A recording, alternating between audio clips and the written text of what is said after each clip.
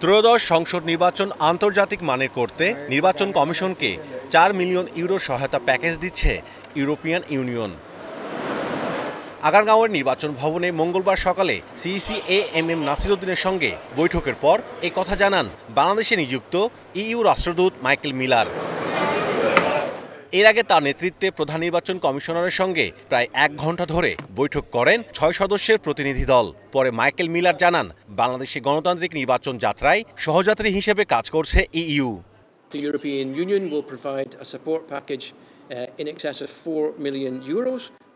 আজ নির্বাচন কমিশনকে আমরা জানিয়েছি যে বাংলাদেশের আগামী নির্বাচনটি আন্তর্জাতিক মান বজায় রেখে আয়োজনে ৪ মিলিয়ন ইউরোর বেশি সহায়তা দেবে ইউরোপিয়ান ইউনিয়ন। এ নিয়ে বৈঠকটি বেশ ফলপ্রসূ হয়েছে। সামনের দিনগুলোতেও অন্তর্বর্তীকালীন সরকার ও নির্বাচন কমিশনের সঙ্গে এই আলোচনা অব্যাহত থাকবে।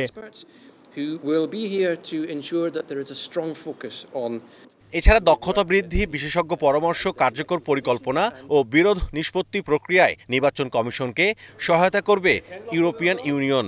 সেপ্টেম্বরে ইইউ প্রাক নির্বাচনী পর্যবেক্ষক দল ঢাকায় আসবে বলেও জানান তিনি। আগামী নির্বাচন নিয়ে আমরা বেশ কিছু উদ্যোগ হাতে নিচ্ছি।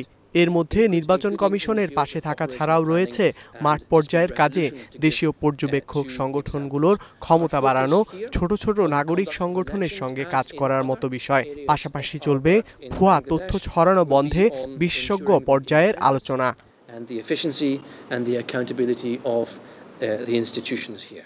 এএমএম নাসির উদ্দিন কমিশন দায়িত্ব নেয়ার পর তাদের সঙ্গে এটি ইইউ রাষ্ট্রদূতের সঙ্গে চতুর্থ বৈঠক।